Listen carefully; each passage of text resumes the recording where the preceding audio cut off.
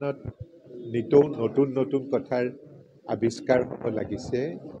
এই নিতৌ সদায় হৈ থকা আৱিষ্কাৰবিলাক আমি যাতে ৰোগীৰ কাৰণেও এভেইলেবল কৰিব পাৰোঁ, তাৰ কাৰণে আমি আমাৰ চিকিৎসকসকলকো তেওঁলোকৰো জ্ঞানৰ উৎকৰ্ষ সাধন হ'ব লাগিব।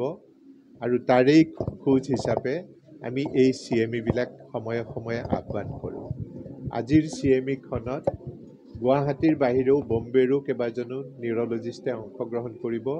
আৰু আজিৰ CME-ৰ বিষয়বস্তু হ'ল ব্ৰেইন আৰু নাৰ্ভাছ ছিষ্টেমৰ কেইটামান বিশেষ ৰোগ, যেনে মাল্টিপল স্ক্লেৰ'চিছ, গুলেনবেৰী চিণ্ড্ৰম, মাইস্থেনিয়া গ্ৰেভিছ, অট'ইমিউন এনচেফালাইটিছকে আদি কৰি বিভিন্ন ৰোগৰ ওপৰত পৰ্যালোচনা হ'ব। এই ৰোগবিলাকৰনো কি আধুনিক চিকিৎসা ব্যৱস্থা ওলাইছে, সেইবিলাকৰ ওপৰত পৰ্যালোচনা হ'ব, যাতে আমাৰ নিউৰলজিষ্টসকলেও ঘূৰি গৈ আমাৰ ৰোগীসকলক এই সা সুবিধাখিনি, এই নতুন নতুন বিজ্ঞানৰ আৱিষ্কাৰবিলাক তেওঁলোককো দিব পাৰে। এই ছেমিনাৰখন এদিনীয়া ছেমিনাৰ। আজিৰ দিনটোৰ কাৰণে আমি আহ্বান কৰিছোঁ। ইয়াত অসমৰ বাহিৰৰো বিভিন্ন নিউৰলজিষ্টে অনলাইন যোগে এই ছেমিনাৰখনত অংশগ্ৰহণ কৰিব।